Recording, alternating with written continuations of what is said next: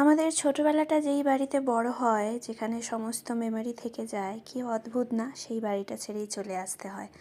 আমার ছোটোবেলাটা কেটেছিল এই বাড়িতে, আর ওপরের রুমেই আমি থাকতাম। নর্মালি এখন গেলে বেশি টাইমটা ডাইনিংয়ের নিচে সোফা জোনেই কাটাই। নমস্কার, আমি চন্দ্রিমা। আই হোপ আজকের ভিডিওটা তোমাদের ভালো লাগবে। আজকের ভিডিওটা টোটালটাই মামা ভাত, মানে আজকে আদ্বিক মামা বাড়িতে মামা ভাত খাবে। মামার কোলে বসে না, বা দিদুনের রান্না করার সব আইটেম আজকে একটু একটু করে আদ্বিককে দেওয়া হবে। সবার ফার্স্ট ঘুম থেকে উঠিয়ে ওকে দুধ খাইয়ে ওকে আমরা স্নান করিয়ে দিয়েছিলাম।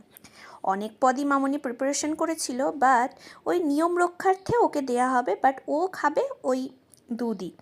যেহেতু সদ্যই জাস্ট তখন রাইস সেরিমানিটা কমপ্লিট হয়েছিল, ওকে তো সেইভাবে প্রচণ্ড পরিমাণে অনেক কিছু দেওয়া যেত না। হালকা এখন যেমন খায় তখন সেটাও খেতে চাইতো না। ভাজা মাছ, পায়েস, ডাল সব কিছু হয়েছিল। মাছ আবার 2 রকমের হয়েছিল। পায়েসটা যে মামনি খেজুর গুড় দিয়ে করেছিল, আমার এত ভালো লাগে তোমাদেরকে কি বলবো। তারপর মিডিলে হচ্ছে ওকে সবটা অ্যারেঞ্জ করার কথা ভাবা হয়েছিল। ওর আবার একটু ইচ্ছে করছিল না তখন খেতে, তখন আমরা খেতে বসে গেছিলাম।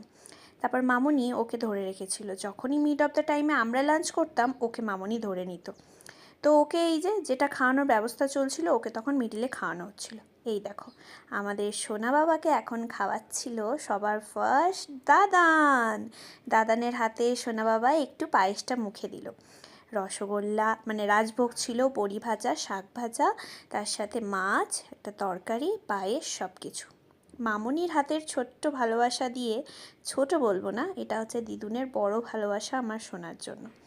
আমার মাম্মা মামাবাড়ি যেতে ভীষণই ভালোবাসে, দাদু দিদুনকে ভীষণই ভালোবাসে। ভালো লাগলে ব্লগটা জানি।